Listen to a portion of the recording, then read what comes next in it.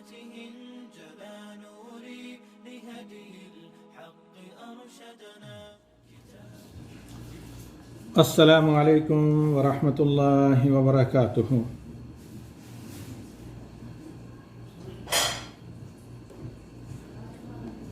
بسم اللہ الرحمن الرحیم والحمد للہ رب العالمین والصلاة والسلام علی نبینا محمد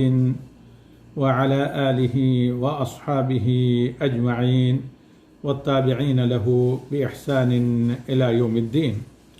حضرات و خواتین اور معزز سامعین، آج کا ہمارا موضوع ہے موضوع تفسیر القرآن تدبر و عمل میں آیات نمبر 47 اور 48. دو ہی آیات پر ہم اس لیے اکتفا کریں گے کہ ان کا موضوع باہم چونکہ مربوط ہے اور اس کے ساتھ ساتھ بعض اس طرح کی اہم باتیں جو یہاں پر ہمیں ذکر کرنی ہے. آج بسا اوقات قرآن کی تلاوت کے دوران ترجمے سے قرآن پڑھنے والے اچھے پڑھے لکھے لوگوں کے لیے بھی بسا اوقات بعض چیزیں انہیں یعنی موجودہ مسلمانوں کی حالت اور اللہ کے دشمنوں کی قوت و سہولت دیکھتے ہوئے ذرا کنفیوژن کا شکار ہونا پڑتا ہے. تو آج ان تمام باتوں پر باذن اللہ ہم روشنی ڈالیں گے. تو آئیے آج آغاز ہم کرتے ہیں اللہ رب العالمین کے فرمان سے کہ اللہ رب العالمین نے سب سے زیادہ قرآن کریم میں جو قصہ اور واقعہ ذکر کیا ہے وہ ہے بنو اسرائیل، the son of اسرائیل یا یعقوب علیہ السلام کی قوم کا ذکر. اور پھر انبیاء میں موسیٰ علیہ السلام کا قصہ سب سے زیادہ مفصل ذکر کیا ہے. اور اس کا سبب اہل علم نے یہ بیان کیا، اہل علم سے مطلب علماء تفسیر نے، چونکہ اللہ علیم و خبیر کو اس بات کا یقینی طور پر علم تھا اور ہے کہ جن مذالک یعنی جن نشیب و فراز اور مصائب سے اور امتحانات سے آزمائشوں سے بنو اسرائیل گزر چکے ہیں، انہی سے یقیناً امت محمدیہ کا گزر ہوگا. تو لہذا وہ غلطیاں جو بنی اسرائیل کر کے مغضوب علیہم ہو چکے ہیں، اس طرح کی غلطیاں کرنے سے امت محمدیہ اپنے آپ کو بچائے، تاکہ ان نشیب و فراز میں جہاں ٹھوکر بنی اسرائیل کو لگی ہے وہاں سنبھل کر چلے اور اللہ رب العالمین کا غضب کا سامنا نہ کرے، بلکہ اللہ رب العالمین کو راضی کرنے کی کوشش کریں. اور سب سے عظیم عمل، اس میں شک نہیں ہے کہ اللہ سے معافی مانگنا یا اللہ رب العالمین سے معافی طلب کر کے اپنے آپ کو معاف کروا لینا ہوتا ہے. بری بنا اللہ کے رسول صلی اللہ علیہ وسلم نے ام المومنین حضرت عائشہ کو ترغیب دلائی کہ اگر شب قدر تمہیں معلوم ہو جائے تو تم یہ دعا پڑھو، اللہم انکا عفو تحب العفو فاعف عنا، جو سلسلہ صحیحہ امام البانی کے ہاں 3337 پر ہے غالباً، اور اکثر کتب حدیث میں ہیں، سنن ترمذی، ابن ماجہ. اس پر ہم ذرا انشاءاللہ گفتگو کریں گے درس کے دوسرے حصے میں، جس سے ہم تقریباً ٹھیک یہاں کے ٹائم کے اعتبار سے 5 بجے شروع کریں گے. تو کہنے کا مقصد یہ تھا کہ اللہ تعالیٰ سے معافی مانگنے کی توفیق مل جانا، پھر یہ کہ بندہ اللہ سے معافی لے لے، بندے کو اللہ تعالیٰ معافی کر دے، یہ سب سے بڑا انعام اللہ تعالیٰ کی طرف سے ہے، یہ سب سے بڑی توفیق ہے. اسی لیے ام المومنین حضرت عائشہ صدیقہ رضی اللہ تعالیٰ عنہا نے جو سال بھر کی افضل ترین قیام کی رات ہوتی ہے شب قدر، اس میں جب نبی صلی اللہ علیہ وسلم سے سلیکٹڈ اور اہم ترین دعا جو انسان کے لیے دونوں جہاں میں کارآمد ہوتی ہیں، اس کی درخواست کی یا سیکھنا چاہا تو اللہ کے نبی صلی اللہ علیہ وسلم نے کہا کہ اے عائشہ قولی اللہم انک عفو تحب العفو فاعف عنی۔ تو اس مقدمے کے بعد آئیے ہم آج کے درس تفسیر کی طرف آتے ہیں، بلکہ ویسے ہی یہاں پر 7 منٹ اس درس کے مقدمے میں جا چکے ہیں، اور یہ جو آیت نمبر 87 ہے اس کا ٹاپک ہے میرے قابل احترام سامعین حضرات و خواتین، جیسے کہ اعلان میں بیان کیا گیا تھا، تذکیر و تنبیہ، یعنی ریمائنڈنگ اور وارننگ۔ تو موضوع جو امام ابن کثیر کی کتاب میں بعض اہل علم نے اس کے لیے سلیکٹ کیا ہے وہ ہے تذکیر بنی اسرائیل بتفضیلہم علی الامم، کہ اللہ تعالیٰ کا بنی اسرائیل کو یاد دہانی کرانا کہ بھئی تمہیں تمہارے ٹائم میں، ہمیشہ کے لیے نہیں، یہی غلط فہمی آج ہم انشاءاللہ دور کریں گے، تمہیں اے بنو اسرائیل، اے آل یعقوب، تمہارے زمانے میں ساری دنیا کی قوموں پر میں نے فضیلت دی، تم میں سے انبیاء بنائے، جیسے دیگر بعض آیات اس کی تفسیر کرتی ہیں، اور تمہیں تورات دی، اور تمہیں طرح طرح کا ذکر رزق دیا، تمہیں سلطنت و جہاں بانی بے مثال عطا کی، یعنی حضرت داود و سلیمان علیہ السلام جیسے حاکم، اللہ کے نبی بھی اور حاکم بھی، اور اللہ تعالیٰ کا علم اور فہم رکھنے والے، اسی طرح تعلق جیسے منصف اور ہیرو قسم کے حاکم۔ تو آج کا ہمارا موضوع ہے درس تفسیر میں تذکیر بنی اسرائیل بتفضیلہم علی الامم، یعنی تذکیر اور تنبیہ یا یہ کہ ریمائنڈنگ اور وارننگ۔ اللہ رب العالمین کا فرمان ہے، اعوذ باللہ من الشیطان الرجیم، بسم اللہ الرحمن الرحیم، یا بنی اسرائیل اذکروا نعمتی التي انعمت علیکم وَأَنِّي فَضَّلْتُكُمْ عَلَى الْعَالَمِينَ۔ یہ میرے محترم سامعین ہے آیت نمبر 47 سورہ بقرہ کی۔ تو ترجمہ ہے، اے فرزندان اسرائیل، اور وہ ہیں یعقوب علیہ السلام، اذکروا نعمتی التی انعمت علیکم، میری اس نعمت کو تم یاد رکھو، جو انعامات و جو نعمتیں میں نے تمہیں دی، اور جس اپنی رحمت اور فضل سے میں تمہیں نوازتا رہا ہوں اور تمہارے اسلاف کو۔ وَأَنِّي فَضَّلْتُكُمْ عَلَى الْعَالَمِينَ، اور تمہارے ٹائم، تمہارے زمانے میں سارے عالم و جہانوں پر تمہیں میں نے فضیلت دی۔ اب اس سے آپ یہ غلط فہمی نہ سمجھیں جس کا پروپگنڈا یہود کرتے ہیں، عموماً نحن ابناء اللہ واحبہ، ہم فرزندان الہ ہیں اور محبوب ہیں، تعالی اللہ عما یقولون، کہ بھئی تمہارا قرآن کہتا ہے کہ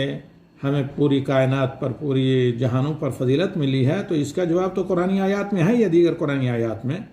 لیکن یہ کہ اپنے زمانے میں، اعلیٰ زمانے ہی میں،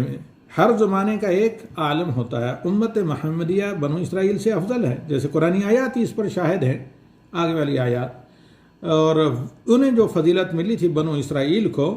یہ ان کے اپنے ٹائم میں، اپنے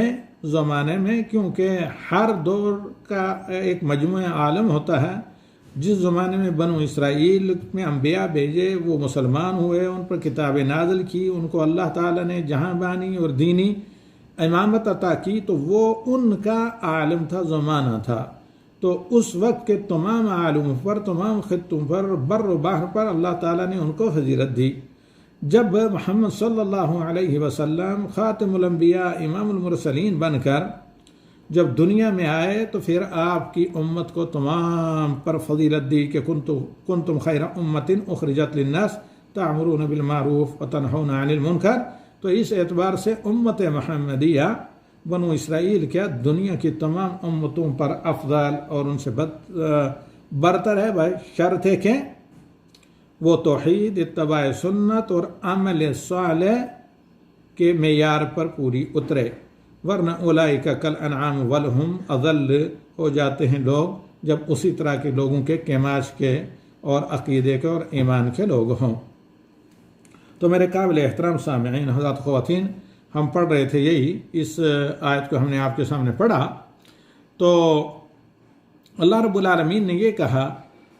انہیں یاد دہانی کروائی کہ تمہیں فضیلتی تمام اس زمانے کے، یعنی جو تمہارے انبیاء کا سنہرا تمہارا دور تھا، تمام امتوں اور قوموں پر، جیسے کہ اللہ رب العالمین نے سورہ دخان کی آیت نمبر 32 میں کہا ہے، وَلَقَدِ اخْتَرْنَاهُمْ عَلَىٰ عِلْمٍ عَلَى الْعَالَمِينَ، اور ہم نے علم نبوت پر انہیں پریفر کیا، فضیلتی تمام ان کے زمانے جو بنو اسرائیل کے ازدہار و ترقی کا اور ان کے عروج کا دور تھا، اس دور میں کہ تمام اپنے زمانے کے لوگوں پر علم کے ذریعے، یہاں سے مراد علم نبوت ہے، ان کو فضیلت دی کہ ان کو سب پر چن کر، اختیار کر کے، سلیکٹ کر کے یہ مقام عطا کیا کہ انبیاء ان میں سے کثرت سے بھیجے۔ اور اسی طرح اللہ رب العالمین کا فرمان ہے، میرے قابل احترام برادران، کہ وَإِذْ قَالَ مُوسَىٰ لِقَوْمِهِ يَا قَوْمِ اذْكُرُوا نِعْمَةَ اللَّهِ عَلَيْكُمْ إِذْ جَعَلَ فِيكُمْ أَنْبِيَاءَ وَجَعَلَكُمْ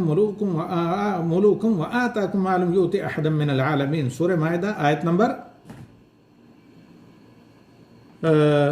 30، کہ جب موسیٰ علیہ السلام نے اپنی قوم سے کہا، اے میری قوم، تم اللہ کے ان انعامات کو یاد کرو جو اللہ رب العالمین نے تم پر کیے ہیں۔ سورہ مائدہ کی آیت نمبر 20، وَإِذْ قَالَ مُوسَىٰ لِقَوْمِهِ يَا قَوْمِ اذْكُرُوا نِعْمَةَ اللَّهِ عَلَيْكُمْ إِذْ جَعَلَ فِيكُمْ أَنْبِيَاءَ وَجَعَلَكُمْ مُلُوكًا وَآتَاكُمْ مَا لَمْ يُؤْتِ أَحَدًا مِّنَ الْعَالَمِينَ، اور اے بنو اسرائیل، اے میری قوم، موسیٰ علیہ السلام کہتے ہیں تم یاد کرو اللہ کے ان انعامات کو جو اللہ نے تم پر کیے، اور اس وقت کو یاد کرو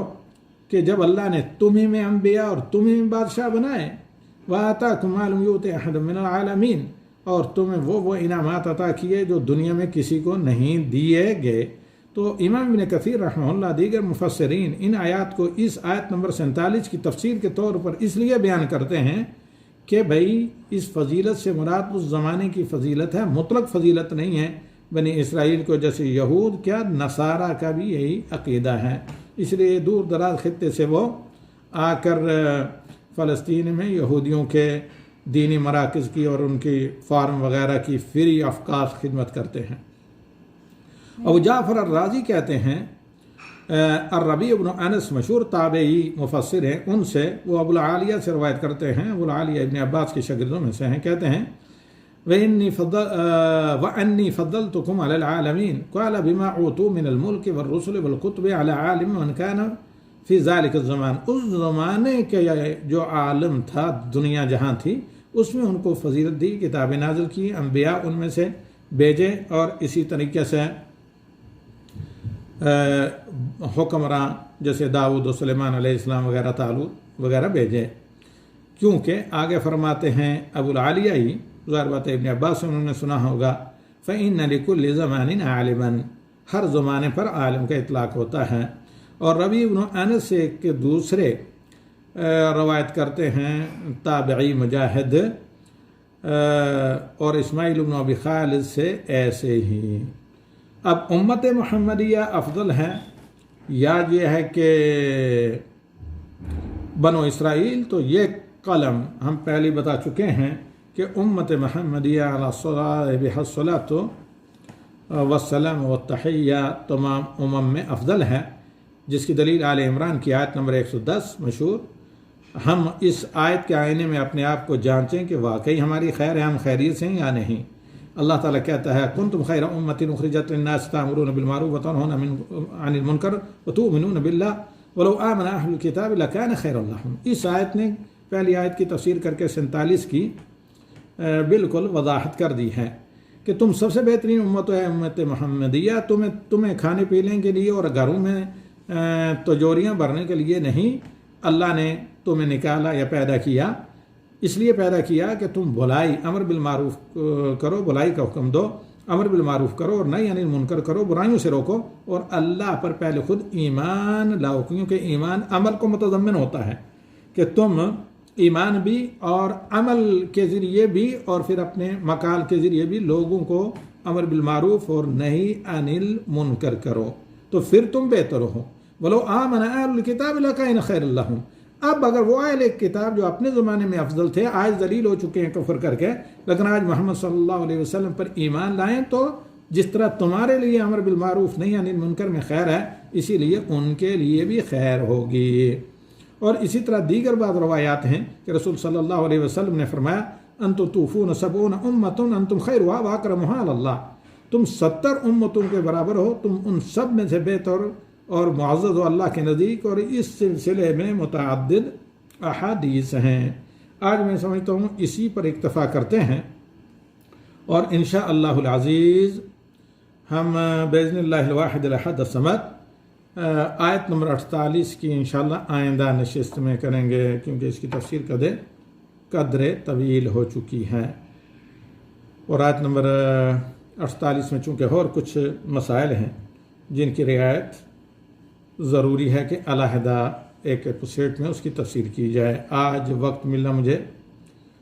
ذرا مشکل لگ رہا ہے،